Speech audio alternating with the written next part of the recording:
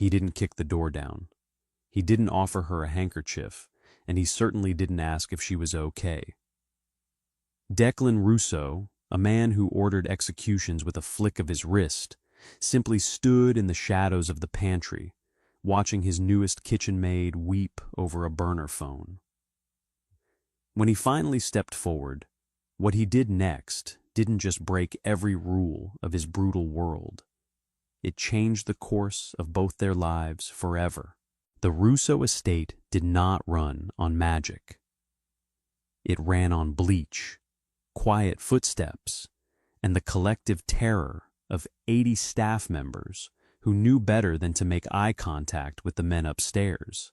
Clara Hayes stood at the industrial sink in the basement kitchen, her forearms submerged in scalding, soapy water. Above her, the ceiling vibrated faintly with the low bass of a string quartet and the heavy footsteps of made men, politicians, and the women draped over their arms. It was Declan Rousseau's 34th birthday. Clara had spent the last 9 hours scrubbing copper pots and scraping the remnants of caviar and truffles off bone china plates. Her lower back throbbed with a dull, relentless ache. She wiped her forehead with the back of a damp, wrinkled wrist. She was 24, but the harsh fluorescent lights of the kitchen made her look older. The air smelled of roasting garlic, stale wine, and the sharp tang of industrial degreaser. Around her, the kitchen was a battlefield of exhausted chefs and frantic servers, all moving with the desperate urgency of people who knew their employer was not a forgiving man. Then her phone vibrated in the deep pocket of her apron. Clara froze. The staff was strictly forbidden from carrying personal devices during shifts. A single ring could cost her a month's wages, or her job entirely. She dried her hands frantically on a towel, stepping away from the sink and slipping through the swinging doors into the dry goods pantry. It was a narrow, windowless room lined with floor-to-ceiling shelves of imported flour, canned tomatoes, and hanging dried herbs. She pulled the cheap, cracked smartphone from her pocket. The caller ID was a jumble of unsaved numbers. Her stomach plummeted. She answered, pressing the speaker tight to her ear. "Clara." The voice was a cracked, breathless whisper. It was Tommy, her younger brother. "Tommy, I'm at work. I can't—" "They're here, Clara. They're outside the apartment." He was hyperventilating, the sound cutting through the static. "I locked the deadbolt, but they're kicking the door. You have to help me. Please." Clara leaned back against a cold metal rack. A bag of rice dug into her spine. "Who is outside?" "Tommy, what did you do?" "It's Rossi's guys. I owe them, Clara. I owe them 50. 50? $50? She knew it wasn't $50.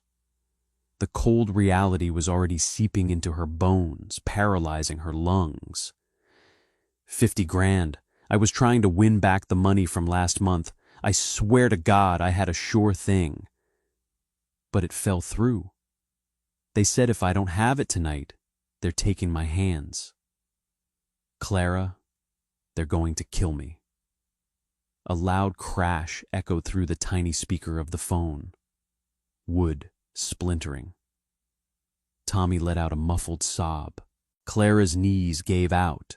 She slid down the metal rack, her rubber-soled shoes squeaking softly against the linoleum floor until she hit the ground. The smell of dried oregano suddenly made her violently nauseous. $50,000. She made $12 an hour. She slept on a mattress on the floor of a studio apartment that leaked when it rained. She didn't have $50 to her name right now. "Tommy," she gasped, her vision blurring at the edges. "Put the phone down, hide, call the police." "The police work for Rossi," Tommy screamed, no longer whispering. Another crash, the sound of a door frame giving way. "Clara, please!" Then the line went dead. Clara sat on the floor of the pantry in the dark. She stared at the cracked screen of her phone, waiting for it to light up again. It didn't. The silence was heavier than the heavy bass vibrating from the ceiling. She tried to breathe, but her chest felt tightly wound with barbed wire. A sob tore its way out of her throat. It wasn't a delicate cinematic cry. It was an ugly, guttural sound, choked with spit and sheer, unadulterated panic. She buried her face in her hands, her greasy, damp apron pressing against her cheeks, rocking back and forth as she hyperventilated in the dark. She was going to lose him. Tommy was dead. 2 floors above, Declan Russo was bored. He stood on the balcony overlooking the grand foyer, a glass of amber liquid sweating in his grip. The party was a sea of tailored suits and hollow laughter. Every man in the room wanted a piece of his territory.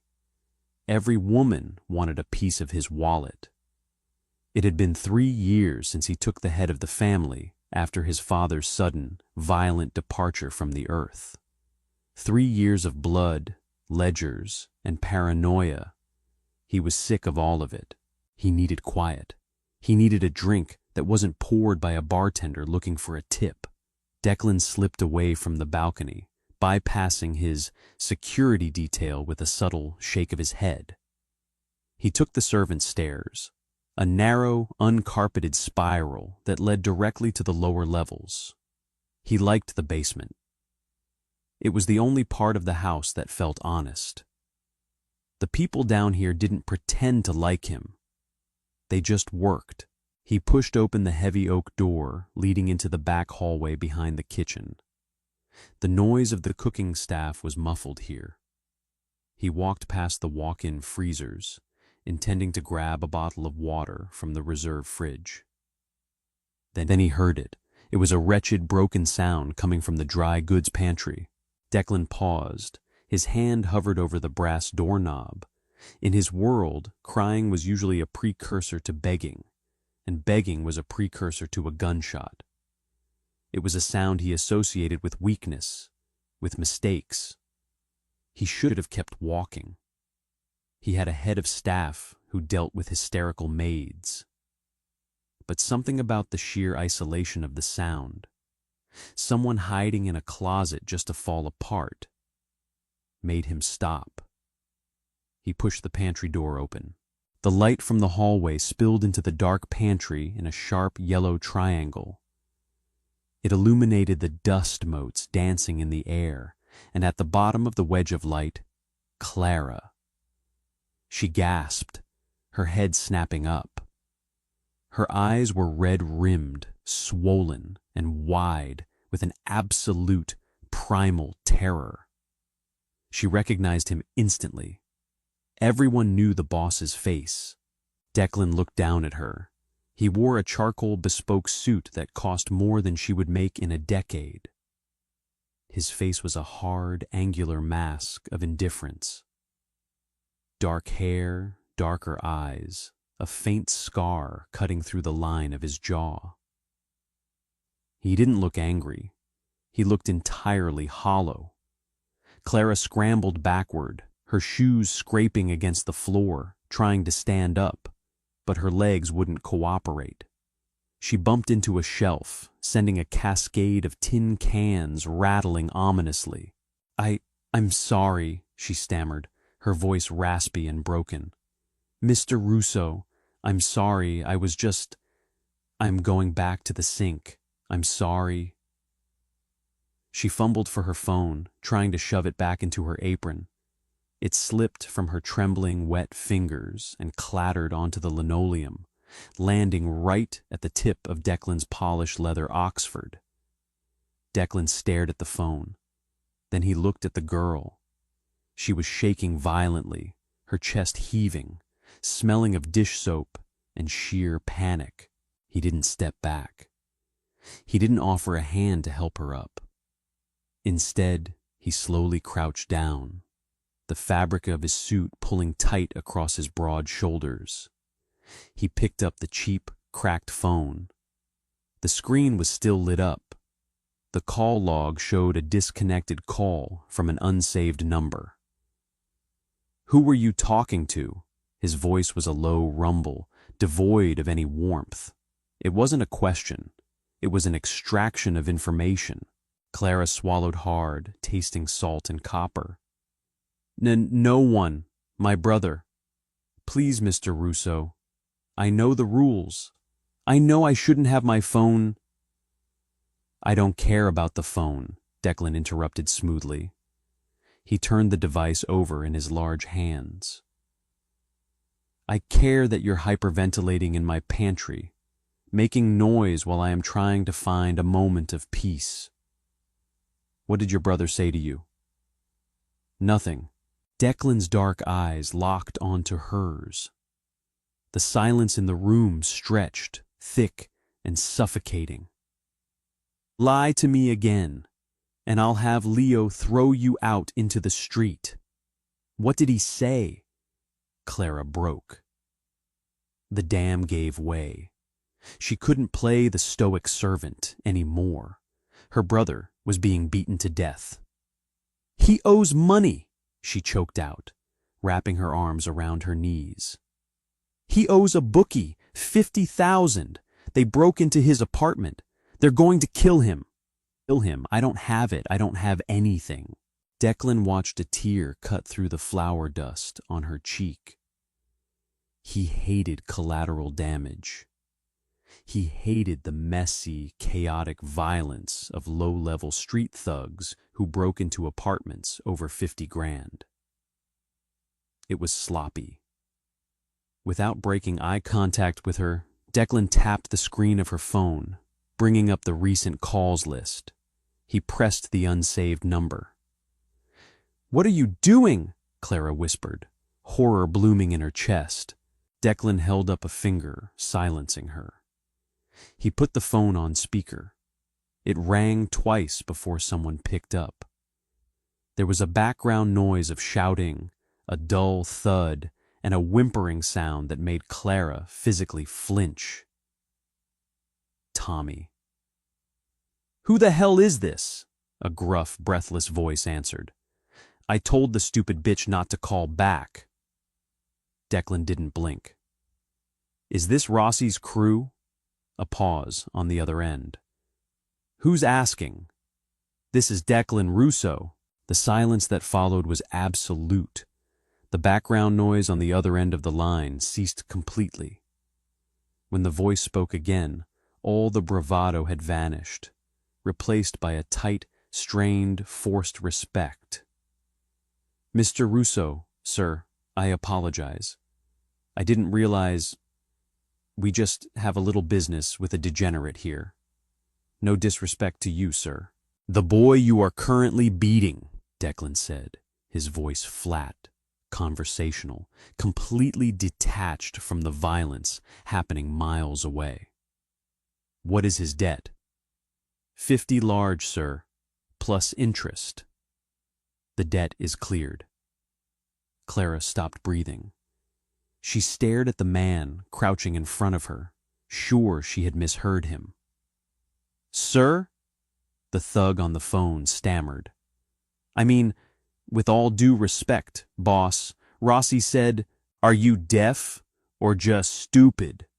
Declan's voice didn't rise in volume, but the temperature in the pantry seemed to drop 10 degrees. "I said the debt is cleared. The 50,000 is mine now. You will drop whatever blunt instrument you are holding. You will walk out of that apartment. You will not look at the boy. You will not speak to the boy. You will not breathe the air within a 5-mile radius of the boy. If I hear you left a single bruise on him after this phone call, I will have Leo pay a visit to Rossi's garage. And he won't be coming to talk. Do we understand each other?" Yes, Mr. Russo. We're leaving. We're walking out right now. Consider it done." "Good. Declan ended the call. He looked at the cracked phone for a second longer, then tossed it lightly into Clara's lap. He stood up slowly, brushing a speck of invisible dust from his trousers. Clara sat frozen, clutching the phone to her chest. Her mind was spinning, unable to process what had just happened. This ruthless, untouchable kingpin had just saved her brother's life with a 10-second phone call. "Why?" she whispered. The word slipped out before she could stop it. Declan looked down at her. There was no pity in his eyes, no kindness, only a cold, calculating pragmatism. "Because I hate loud noises in my house," he said softly. "Go back to the sink, Clara. Wash your face. You'll be summoned tomorrow." He turned and walked out of the pantry, leaving the door slightly ajar. Clara sat in the dark, the smell of oregano and bleach swirling in her head. She hadn't been saved. She had just been bought. She traded a street-level monster for the devil himself. Clara did not sleep. She lay on her thin mattress, staring at the water stains on the ceiling, the events of the night replaying in a relentless, terrifying loop. Tommy had texted her at 3:00 a.m. A single word: alive. She had cried again, but this time out of a profound, heavy dread. The Russo family didn't do favors, they did transactions, and Clara had just incurred a $50,000 debt to a man who drowned people in the harbor for stealing pennies. At 7:00 a.m., she was back in the estate's basement, wearing a freshly laundered gray uniform, her hair pulled back into a tight bun. Her eyes were bloodshot, her stomach empty. Mrs. Gable, the head housekeeper, a woman with a face like a hatchet and a demeanor twice as sharp, marched into the kitchen. The ambient chatter of the breakfast prep died instantly. "Hayes!" Mrs. Gable barked, pointing a rigid finger at Clara. "Upstairs, now!" Clara swallowed the dry lump in her throat. She wiped her hands on a towel and followed the housekeeper out of the kitchen. They didn't take the back stairs this time. They walked up the grand staircase, stepping onto thick Persian rugs that silenced their footsteps. The morning light filtered through stained glass windows, casting colorful, religious-looking patterns across the dark, mahogany-paneled walls. The sheer wealth of the West Wing was suffocating. Every painting, every vase, felt like a warning. "Look at what we can afford. Look at how little you matter." Mrs. Gable stopped in front of a pair of heavy, double oak doors. She didn't knock. She just looked at Clara with a mixture of disdain and mild curiosity. "Go in," the housekeeper said. "And for God's sake, don't speak unless spoken to." Clara pushed the heavy brass handles. The doors opened with a smooth, oiled silence. Declan's office was massive. It smelled of old paper, expensive leather, and a faint hint of cigar smoke from the night before. Bookshelves lined the walls, filled with heavy tomes that looked like they had never been read. Behind a massive mahogany desk, Declan Russo sat in a crisp white shirt, the sleeves rolled up to his forearms, a loose dark tie around his neck. He was looking down at a leather-bound ledger, a gold pen moving fluidly across the page. He didn't look up when she entered. "Close the door," he said. Clara obeyed, the click of the latch sounding like a vault sealing shut. She stood awkwardly in the center of the room, her hands clasped tightly in front of her to hide her trembling. A full minute passed. The only sound was the scratch of his pen and the ticking of a grandfather clock in the corner. Clara felt a bead of sweat roll down her spine. This was a tactic. He was letting her stew in her own fear, establishing the hierarchy of the room without saying a word. Finally, Declan closed the ledger. He capped his pen and looked up.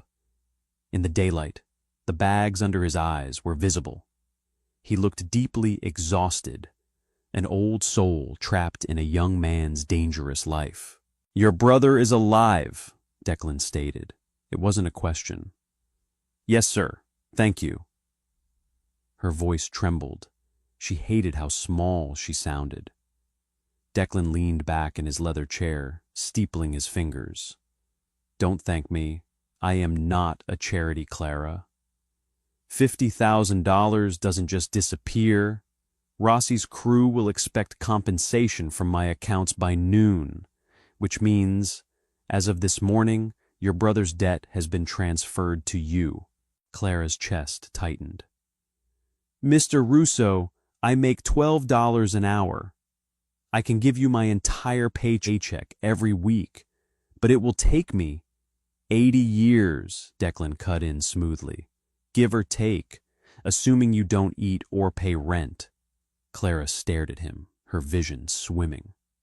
"Then what do you want from me?" He studied her. His gaze was analytical, dissecting her posture, her fear, her desperation. He didn't look at her with lust. That would have been easier to understand. He looked at her like a missing puzzle piece. "My father built this empire on fear," Declan said quietly, his voice carrying effortlessly across the large room. "When he died, I inherited a house full of vipers. Everyone who walks into this office wants something from me. They smile, they nod, they tell me what I want to hear, and then they plot how to take my chair. I live in a vacuum of yes men and sycophants." Clara didn't move. She didn't understand why a mafia boss was confessing his operational woes to a girl who scrubbed his toilets. "Last night," Declan continued, standing up. He walked around the desk, his presence immediately making the large room feel claustrophobic. "I watched a girl fall apart in a pantry. It was ugly. It was pathetic. But it was the most honest thing I have seen in this house in 3 years." He stopped a few feet in front of her. Clara forced herself to look up into his eyes. "You owe me a life," Declan said. "So, you are going to give me yours. You are no longer kitchen staff. You are moving out of your apartment into the staff quarters on this floor. You are going to be my personal attaché." Clara blinked, stunned.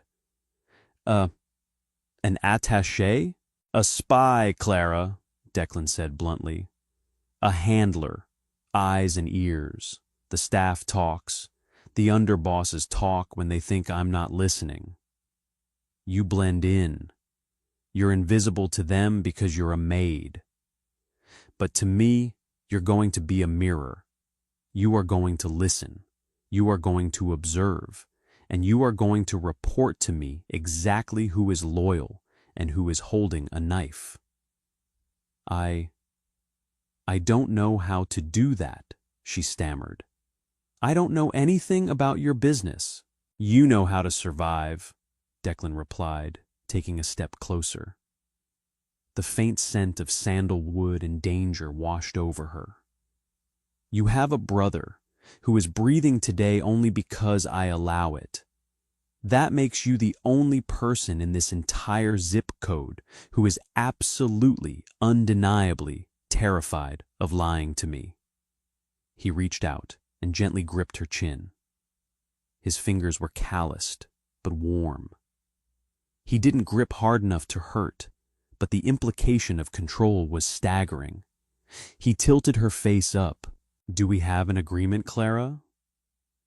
She looked into the eyes of a predator who had just placed her in a gilded cage. There was no choice. There never had been, not since she answered that phone call in the dark. "Yes, Mr. Russo." Declan dropped his hand. "Good. Tell Mrs. Gable to pack your things And Clara? She paused at the door, her hand shaking on the brass handle. Yes?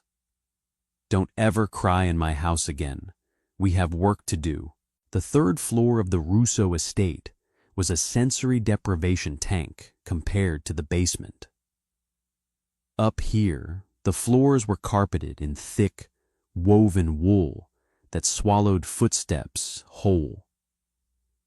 The air conditioning hummed at a constant, freezing temperature, filtering out the smell of the city, the sea, and the kitchen below. Clara's new room was a converted guest suite at the end of the east corridor. It had a queen-sized bed with an orthopedic mattress, a private bathroom lined in white marble, and a window that looked out over the manicured labyrinth of the back gardens. It was the most luxurious space she had ever occupied. She hated it immediately. For the first 3 nights, she didn't sleep. The silence was too aggressive. Without the rattling pipes of her old studio or the distant wail of police sirens to ground her, her mind spun out of control. She lay on top of the heavy duvet, fully clothed in her new uniform, black slacks, a tailored slate-gray blouse, and soft-soled loafers, staring at the ceiling. She was a ghost. Declan had designed it that way. Her official title was Estate Coordinator. To the rest of the staff, it looked like a sudden, inexplicable promotion. Mrs. Gable treated her with a cold, suspicious deference. To the maid men, the capos, and the endless stream of associates who filtered through the mansion's mahogany doors, Clara was just another piece of furniture. A girl with a clipboard who refilled water glasses in the boardroom, emptied ashtrays, and stood quietly in the corner of the billiards room while they drank scotch and argued over shipping routes. They didn't look at her. They didn't lower their voices when she entered. That was their fatal mistake. It took Clara 2 weeks to understand the rhythm of Declan's empire. It was a machine built on violence, but it operated on logistics. Union contracts, dock schedules, real estate zoning bribes. The men who ran the day-to-day operations were older, heavier, and bitterly nostalgic for the days when Declan's father ruled with indiscriminate bloodshed. Vincent Moretti was the loudest among them. He was a capo regime who controlled the southern ports, a man with a thick neck, a cheap suit, and a laugh that sounded like a coughing fit. Clara noticed him on a Tuesday during a high-stakes poker game in the parlor. Declan was absent, attending a sit-down in the city. Vincent was drinking heavily, dropping ash onto the felt table. Clara stood by the heavy velvet curtains, a silver tray of fresh ice held loosely in her hands. "The kid is bleeding us dry," Vincent muttered, throwing a stack of chips into the center of the table. Another shipment of pharmaceuticals turned away. "Too much heat," he says. His old man would have moved the pills and shot the customs agents. Now we're playing it safe. Safe doesn't pay my guys. "Keep your voice down, Vince," another man mumbled, glancing nervously around the room. His eyes swept right past Clara. "Why? Who's listening? The help?" Vincent scoffed, waving a thick, hairy hand in Clara's general direction. "I'm telling you, the families in New York are laughing at us. He's soft. A businessman playing dress-up. Someone needs to remind him how the real money gets made, before someone else takes the wheel." Clara didn't flinch. She didn't write anything down. She simply memorized the exact phrasing, the tone of his voice, and the uncomfortable silence of the 4 other men at the table who didn't disagree with him. At midnight, Clara stood outside Declan's office. She knocked twice. "Come."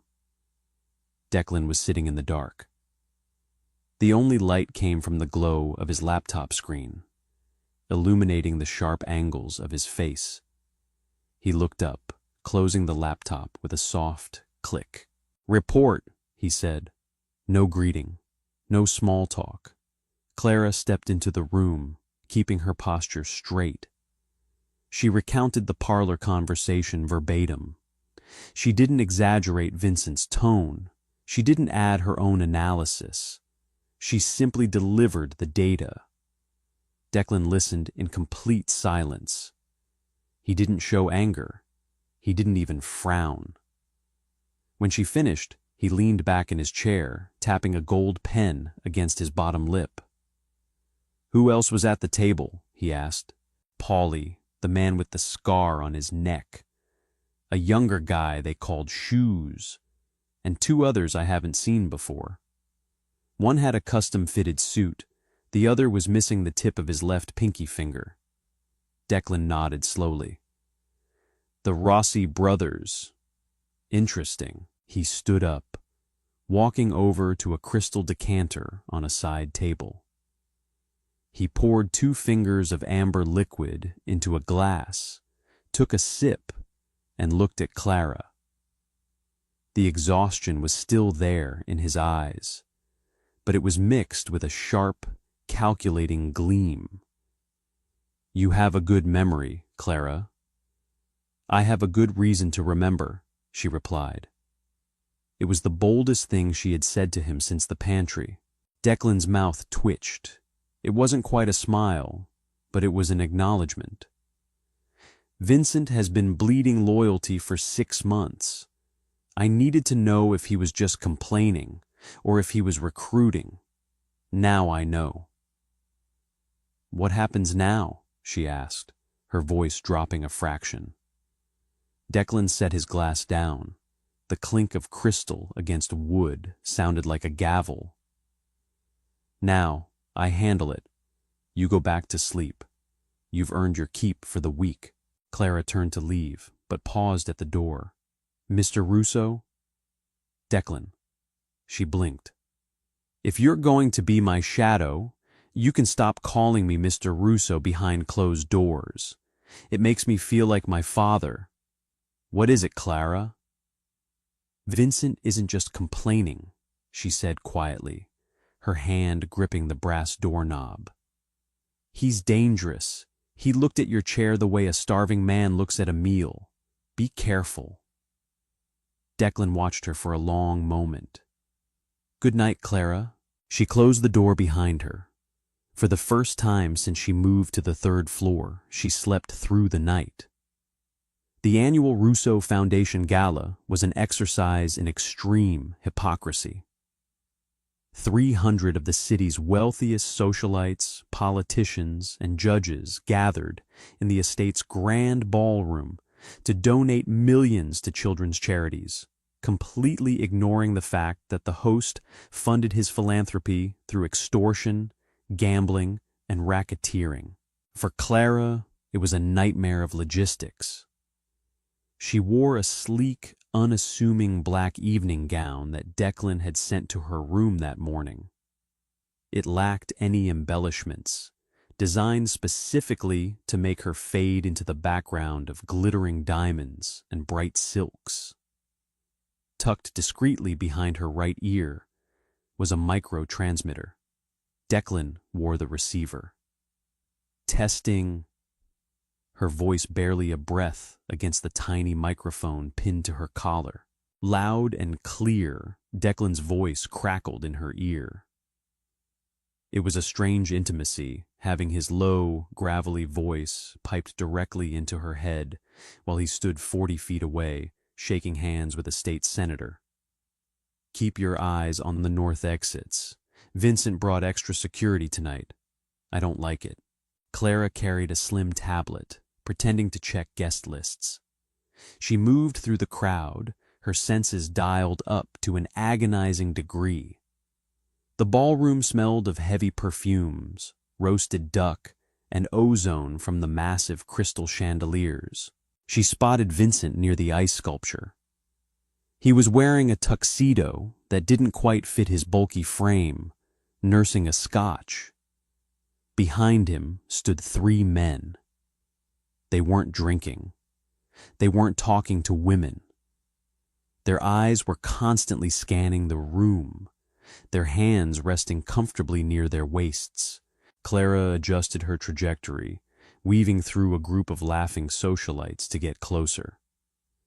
The temperature in the room was a comfortable 70 degrees, but Vincent's men were all wearing their tuxedo jackets buttoned tight. She needed to know what they were carrying.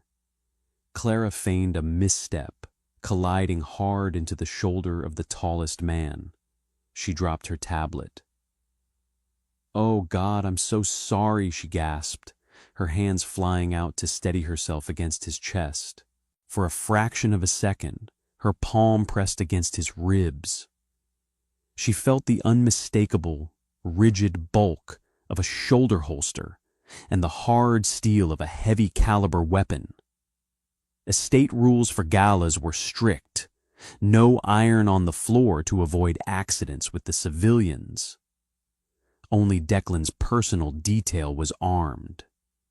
The man shoved her back, his eyes flashing with sudden, violent rage. "Watch it, bitch!" Clara scooped up her tablet, apologizing profusely, and melted back into the crowd. Her heart was hammering against her ribs like a trapped bird. She pressed 2 fingers to her collar. "Declan," she whispered, moving swiftly toward the perimeter of the room. "Vincent's guys, 3 of them. They're carrying heavy iron under their jackets." Static. Then Declan's voice, tight and controlled. "Where are they moving?" Clara turned, searching the crowd. Vincent was no longer by the ice sculpture. She tracked the 3 men.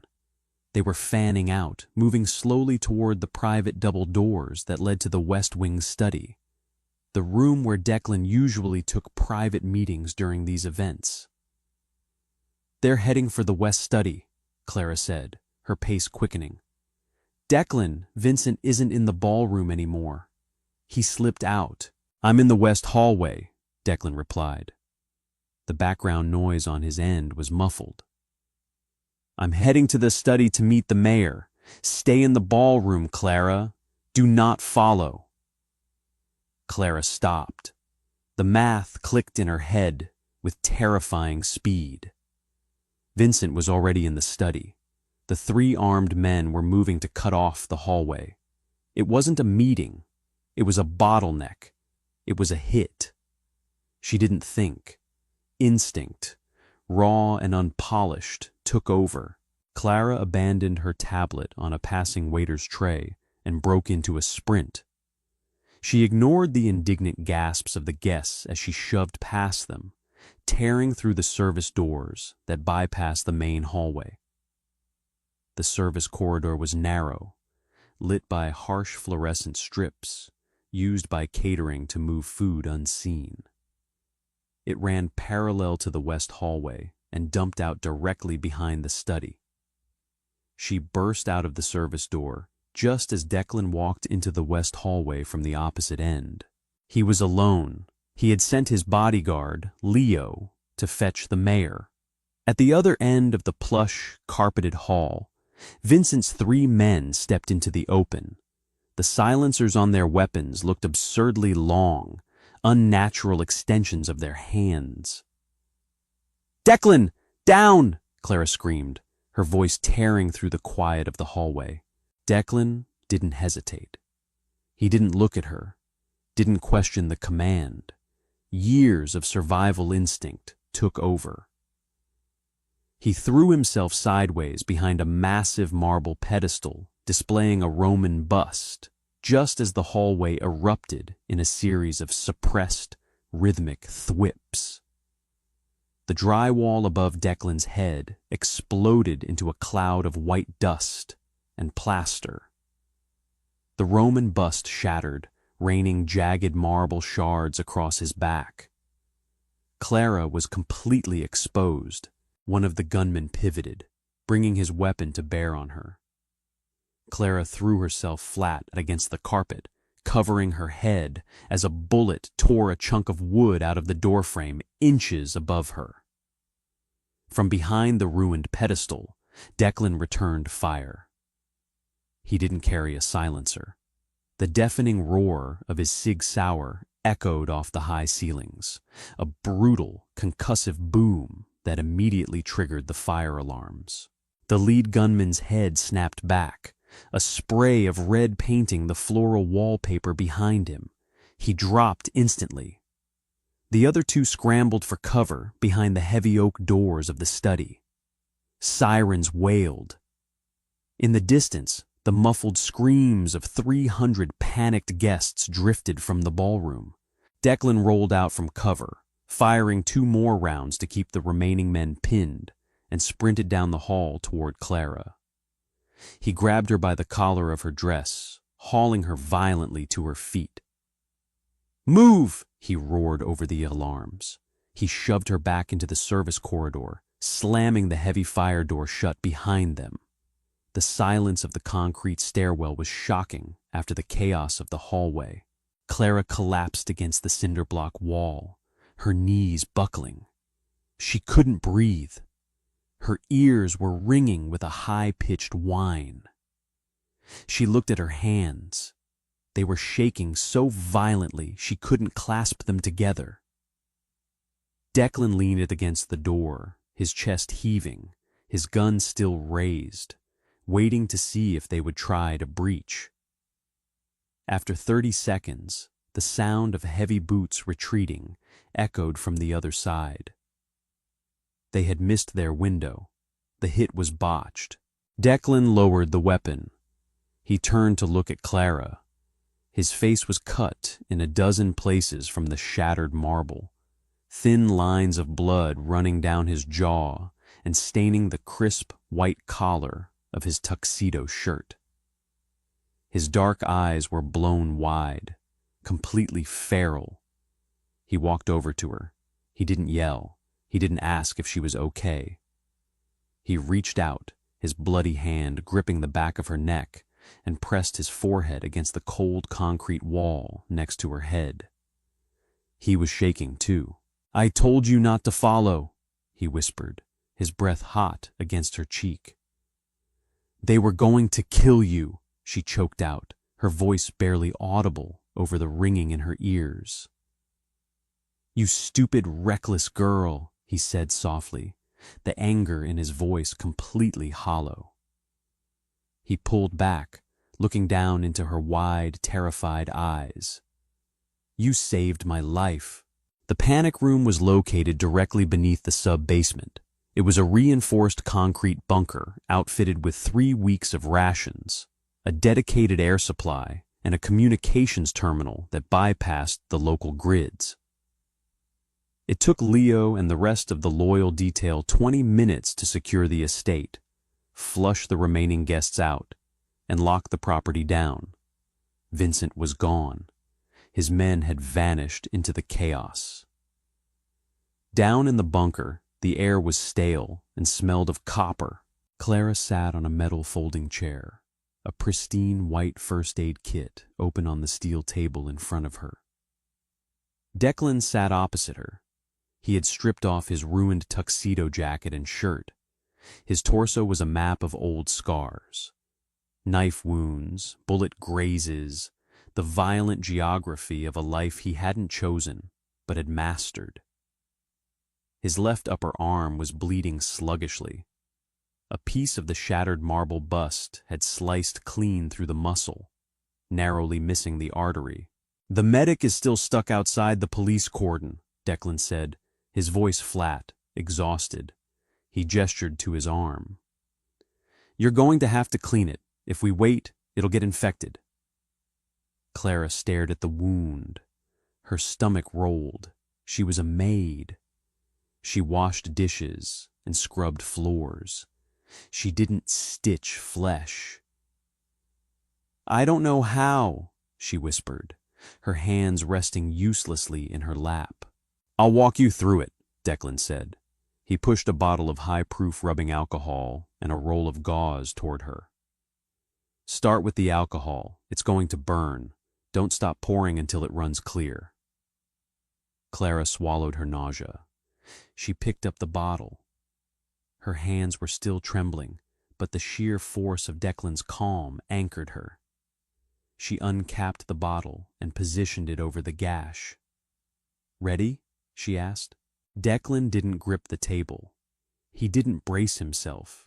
He just looked at her. "Go." She poured. The clear liquid hit the open wound, bubbling as it washed away the blood and plaster dust. Declan didn't make a sound. His jaw clenched so tight the muscles ticked and his breathing hitched, catching sharply in his chest. But he didn't pull away. Clara grabbed the gauze, pressing it firmly against the cut to stem the renewed bleeding. Her hands were slick with his blood. The physical proximity was overwhelming. She could feel the heat radiating off his bare skin, the steady, heavy beat of his heart under her wrists. "Hold it there," he instructed quietly. "Keep the pressure." They sat in silence for a long time. The only sound in the bunker was the hum of the ventilation system. The adrenaline that had propelled Clara through the hallway was crashing hard, leaving her hollowed out, fighting back a wave of exhausted tears. "Why didn't you let them do it?" Declan's voice broke the silence. He was staring at her hands, pressing the white gauze into his arm. Clara looked up. "What?" "Vincent's men." Declan met her eyes. The cold, calculating boss was gone. The man sitting across from her just looked incredibly tired. "If they killed me, your debt dies with me. My accounts freeze. Rossi wouldn't dare collect on a dead man's marker without a new boss in place." "You would have been free, Clara. You could have packed your bags, collected your brother, and vanished." Clara froze. The pressure of her hands lessened for a fraction of a second before she pushed down harder. He was right. The thought hadn't even crossed her mind in the hallway. When she saw the guns, she hadn't seen a way out of her debt. She had just seen a man walking into a slaughterhouse. "I don't know," she said honestly. The truth felt heavy and strange on her tongue. "I didn't think about the money." "In this world, everyone thinks about the money," Declan said, his gaze searching her face, looking for the lie. "Everyone does the math." "I'm not from your world," Clara snapped, a sudden, defensive anger flaring in her chest. "I don't do the math on who gets to live and who dies. I saw a trap, and I warned you. I'm not a murderer." "No," Declan murmured, reaching up with his good hand. He wrapped his long, blood-stained fingers over her trembling ones, holding her hands tight against his arm. "You're just collateral damage." He didn't pull his hand away. The touch was messy, stained with violence, but it was incredibly gentle. Clara looked down at their joined hands, her breath catching in her throat. "My father," Declan said quietly, looking at the concrete wall behind her, "used to tell me that trust was a liability. You buy loyalty, you rent silence, but you never trust anyone who doesn't have something to lose. I forced you into this. I held your brother's life over your head to make you mine." Clara swallowed hard. "You did." "And yet," Declan continued, finally looking back into her eyes, "when the guns were drawn, you didn't run. You ran toward the fire." He slowly let go of her hands. The bleeding had stopped. "Bandage it." Clara worked mechanically, wrapping the thick white gauze around his bicep, taping it down securely. She cleaned the dried blood from his skin with a wet cloth, focusing entirely on the task so she wouldn't have to look at his face. When she was finished, she sat back, dropping the bloody cloth onto the table. Declan reached into the pocket of his discarded trousers and pulled out a heavy gold money clip. He detached a small black key and slid it across the metal table. It stopped inches from Clara's hand. "What is this?" she asked. "It's the key to a lockbox at First National," Declan said, pulling a clean t-shirt over his head. "Inside is $200,000 in untraceable cash, 2 forged passports, and the title to a car parked in long-term storage at the airport." Clara stared at the key. It looked like a venomous snake resting on the steel table. "I don't understand." "Your debt is paid, Clara. You bought it out in the hallway." Declan stood up, wincing slightly as his arm protested the movement. "The lockbox is yours. Take Tommy, get on a plane, disappear. Vincent is going to come back with an army, and I cannot guarantee the safety of anyone in this house anymore." Clara looked from the key to the man who was offering it. 3 weeks ago, this was all she wanted: an escape. Freedom from the crushing weight of poverty, the fear of violence. He was offering her the door. But as she looked at Declan Russo, a king barricaded in a concrete tomb, preparing for a war he didn't want to fight, she felt a profound, terrifying shift in her chest. The fear was still there, but it was no longer a fear of him. It was a fear for him. She reached out and picked up the black key. Declan nodded once, a tight, resigned movement. He turned to walk toward the communications terminal. "Declan?" He stopped, turning his head halfway. Clara stood up. She walked over to him, holding the key out between her fingers. "I don't know how to drive a stick shift, and Tommy hates flying." Declan stared at the key, then slowly raised his eyes to hers. The air in the bunker suddenly felt much too thin.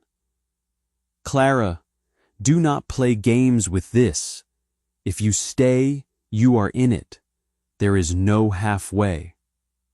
Clara didn't blink. She lowered her hand, slipping the black key into the pocket of her ruined dress. She wasn't a maid anymore. She wasn't a handler, either. She was something entirely new, forged in the dust and blood of the west hallway. "Then I guess we better figure out how to stop Vincent," she said. The heavy steel door of the panic room unsealed with a hydraulic hiss, breaking the stale silence. Declan stepped out first, his gun drawn, clearing the sub-basement before gesturing for Clara to follow.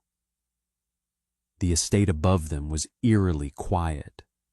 The fire alarms had been manually killed. In the security control room, located behind a false wall in the ground floor library, Leo was pacing. The head of security was a massive man with a flattened nose and eyes devoid of panic. When Declan walked in, Leo relaxed his grip on his rifle, though his eyes immediately flicked to Clara with clear, undisguised confusion. "Status," Declan demanded, tossing his ruined jacket onto a desk. "The perimeter is locked, boss," Leo said, tapping a bank of monitors. Local PD took a generous donation to maintain a 2-block cordon and looked the other way regarding the noise. "We have 8 men inside the house. Loyal. But Vincent has numbers. Word on the street is he rallied the dock crews. They're coming tonight. He can't afford to let you survive until sunrise, or the other families will back you." Declan leaned over the console, studying the camera feeds. His face was a mask of cold calculation. "If he brings the dock workers, he'll try to overwhelm the front gates. Brute force." Clara stood in the corner of the small, heavily air-conditioned room. The adrenaline was wearing off, leaving a deep, aching exhaustion in her bones. But her mind was spinning. She looked at the monitors. She knew this house. She knew it better than Declan, and she certainly knew it better than Leo. They walked through the center of the rooms. Clara cleaned the corners. "He won't use the front gates," Clara said. Her voice sounded loud in the cramped room. Leo shot her a dark look, clearly offended that the estate coordinator was interjecting in a war council. Declan didn't reprimand her. He slowly turned his head. "Explain," he said. Clara stepped forward, ignoring Leo's scowl. She pointed a trembling finger at a dark screen on the far left of the console. "Camera 4 is dead. It's been dead for 3 weeks. Mrs. Gable put a work order in, but maintenance hasn't fixed it. Camera 4's the old greenhouse," Leo grunted. "It's sealed shut. Glass roof, solid brick walls."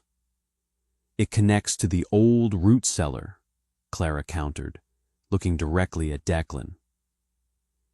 "During the winter, the draft in the basement kitchen is terrible. Last month, I followed the cold air to try and block it. Behind the industrial freezers, there's a grated door that leads to a utility tunnel. It dumps out right under the greenhouse. Vincent knows about it." Declan's eyes narrowed. "How do you know that?" "Because 3 weeks ago, during a poker game, Vincent was complaining about a damp smell ruining his cigars in the west parlor," Clara said. "He told one of his guys to check the grate behind the kitchen. He said, 'The old man used to run liquor through there. Make sure the rats aren't chewing the wires.' He knows the tunnel is there, and he knows it bypasses the exterior steel doors." Silence settled over the room, heavy and thick. Leo looked from Clara to the dead monitor, his jaw ticking as he realized the fatal flaw in his perimeter. "He's going to use the front gate as a distraction," Clara said quietly. "He'll send loud, heavy hitters to the main lawn, but Vincent will take his actual crew through the greenhouse, into the basement, and come up the servant stairs." Declan stared at her. He didn't smile, but a profound, intense respect flared in his dark eyes. He turned to Leo. "Pull the men off the front doors," Declan ordered. "Leave 2 on the balcony to return fire and keep their attention. Rig the root cellar tunnel with the heavy explosives. When Vincent's main crew gets bottlenecked behind the freezers, we bury them." "Boss," Leo hesitated. "If we blow the tunnel, it'll take out the support pillars for the west wing. Half the house might come down." "I don't care about the house," Declan said, his voice flat. He reached out and handed Clara a heavy, black radio off the charging dock. "I care about winning. Clara, you stay here. You have eyes on the whole board. If you see movement, you call it out. Keep the channel open." Clara took the radio. The cold plastic grounded her. "Where are you going?" Declan checked the magazine of his sidearm and slammed it home. "I'm going to wait in the kitchen." He didn't offer a dramatic goodbye. He simply walked out of the room, leaving Clara alone in the glow of the monitors. She sat down in the heavy leather chair, her finger hovering over the radio button. She was terrified, but it wasn't the paralyzing fear she had felt in the pantry. It was sharp. It had teeth. She stared at the screens, watching the men she used to serve prepare for a slaughter. The attack came at 3:15 a.m. It didn't start with an explosion or a battle cry. It started with a dull, rhythmic thudding on camera 1, the front gates. Clara watched in black and white night vision as an armored black SUV repeatedly rammed the wrought iron barrier. Sparks flew, illuminating the faces of half a dozen men pouring out of trailing vehicles, raising heavy rifles toward the mansion. "Front gate is breached," Clara said into the radio, her voice surprisingly steady. "Hold your fire," Declan's voice crackled through the speaker. "Wait for the rats in the basement." Clara shifted her eyes to the monitors covering the lower levels. The kitchen was dark. Declan was a shadow, standing perfectly still beside the massive stainless steel ovens. 10 minutes passed. The gunfire at the front of the house escalated into a deafening roar, shaking the floorboards even in Clara's bunker. She bit the inside of her cheek until she tasted copper, her eyes burning from staring unblinkingly at the screens. Then she saw it. On camera 7, the basement hallway just outside the kitchen, a flicker of movement. The motion sensor light didn't trigger, meaning they had cut the breaker for the lower quadrant.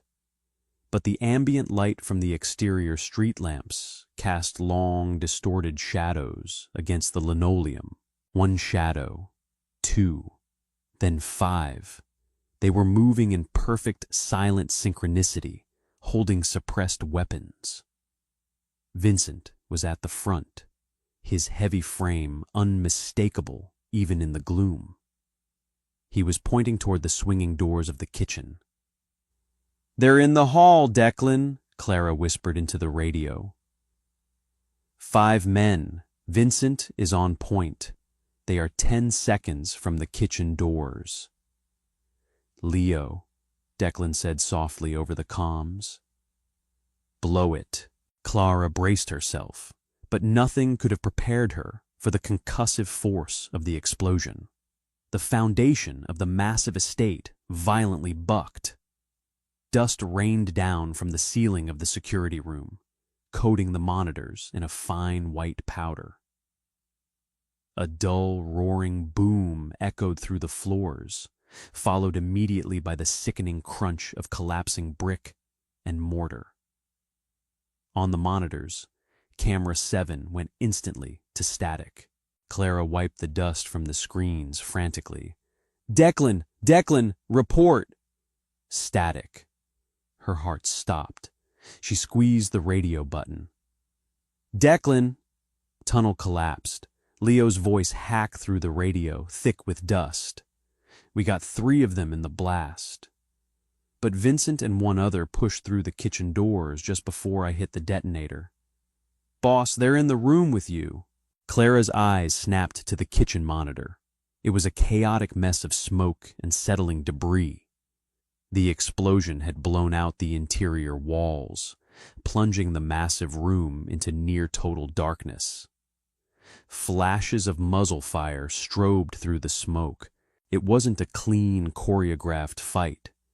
It was a desperate, blind struggle in a confined space.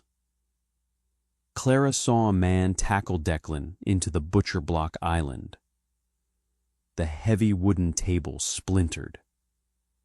Declan rolled, driving his knee into the man's ribs, and fired a single shot, point blank.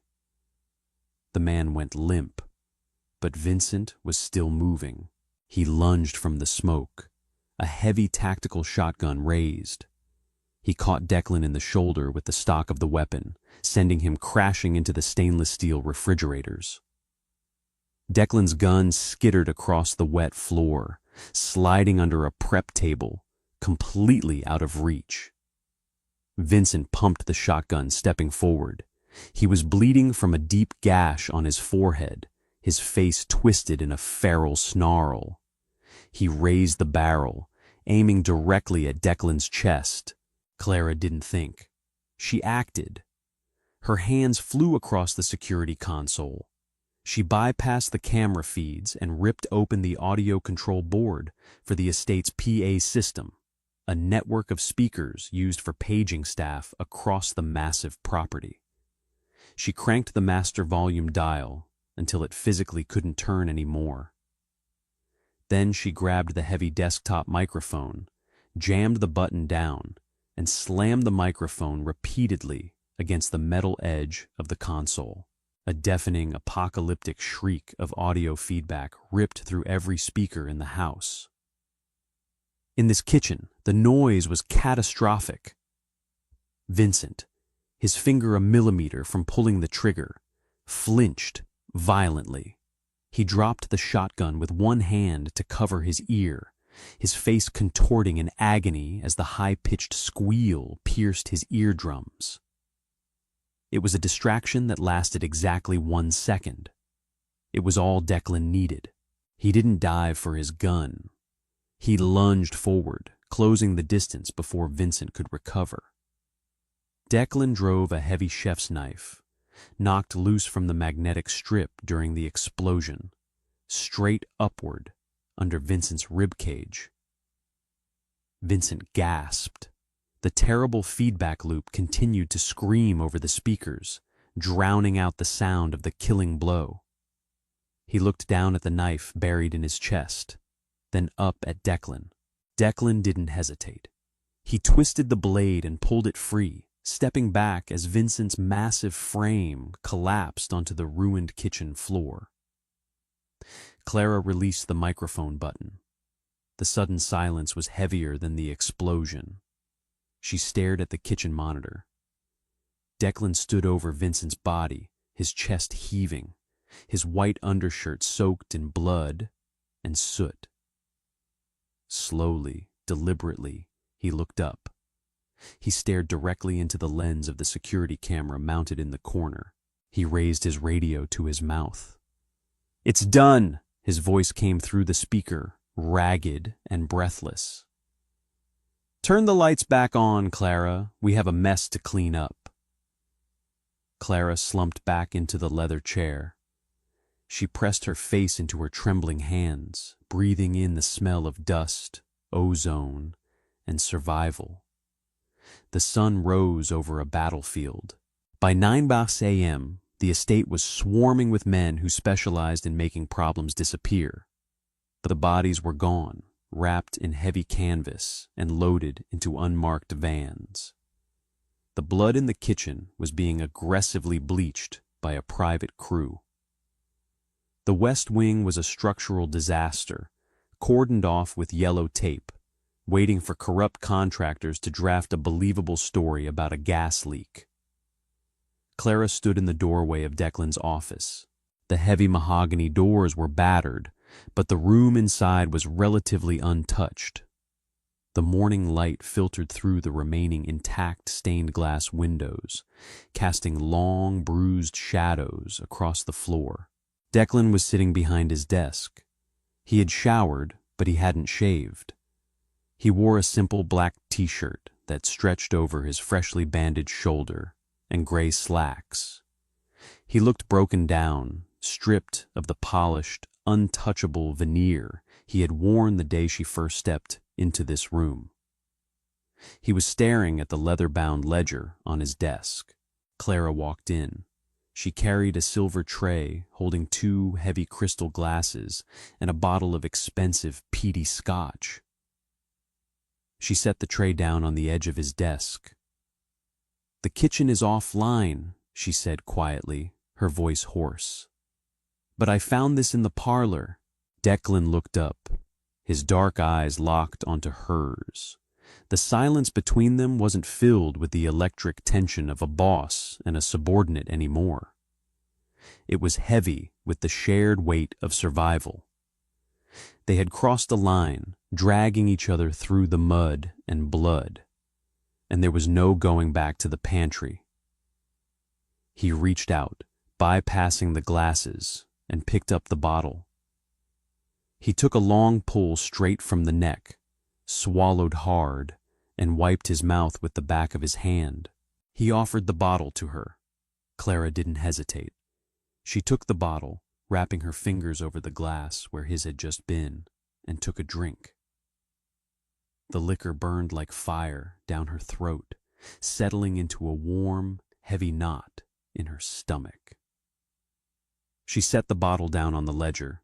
"Rossi called an hour ago," Declan said, his voice a low rumble in the quiet room. "Word travels fast. He heard Vincent is dead. He heard my house held the line. He offered his congratulations and swore absolute loyalty." "He's lying," Clara said instantly. Declan's mouth twitched. "Of course he is, but he's afraid, and fear buys time." He stood up, wincing slightly as his injured shoulder protested. He walked around the massive desk, stopping a few feet from her. He looked at her not as a maid, not as a spy, but as the woman who had pulled him out of the fire twice in one night. "I offered you an out," Declan said softly. "I gave you the key. You could have been in another time zone by now." "I told you," Clara replied, lifting her chin to meet his gaze. "I don't know how to drive a stick." Declan stepped closer. The proximity was magnetic. She could smell the soap on his skin, beneath the lingering scent of smoke. He reached out, his hand gently brushing a stray lock of hair behind her ear. His touch was incredibly reverent, a stark contrast to the violence he had committed just hours before. "You don't belong in this world, Clara." "Nobody belongs in this world," she said, her voice dropping to a whisper. "We just survive it." Declan's hand moved down, his fingers lightly tracing the line of her jaw. "When you slammed that microphone down, I realized something." "What?" "My father built this empire on fear," Declan murmured, his thumb brushing her cheekbone. "I tried to build it on logic. We were both wrong. You don't build an empire by isolating yourself at the top." He looked deeply into her eyes, the cynical armor completely stripped away. "You build it by finding the one person who isn't afraid to burn the house down to keep you alive." He didn't pull her into a desperate Hollywood embrace. He didn't offer a flowery confession of love. In their world, love was a vulnerability, a weapon to be used against them. What they had was heavier. It was absolute, unshakable loyalty. Declan stepped back and leaned against the edge of the desk. He picked up the leather ledger, the book that held the secrets, the debts, and the blood of his entire organization. He held it out to her. Clara looked at the heavy book. To take it was to accept a crown she never asked for. It meant stepping out of the shadows and standing beside him, not behind him. It meant blood, paranoia, and power. She reached out and took the ledger. It was heavy. "I need to know everything," she said, her voice steady and cold. "If I'm going to watch your back, I need to know every name, every debt, and every lie." Declan finally smiled. It wasn't the hollow, tired smirk of a mafia boss. It was the sharp, dangerous smile of a man who had finally found his equal. "Sit down, Clara," he said, gesturing to the heavy leather chair opposite his desk. "We have a lot of work to do." Did Clara make the right choice stepping out of the shadows and into the fire? Or did she just trade one prison for another? Declan and Clara's story proves that sometimes the strongest bonds are forged not in romance, but in raw, unapologetic survival. If you loved this gritty, slow-burn mafia drama, hit that like button right now. It really helps push these stories to more people. Don't forget to share this with a friend who loves intense, grounded storytelling. And subscribe to the channel for more dark, thrilling audio stories every single week. Drop a comment below. What would you have done in the panic room?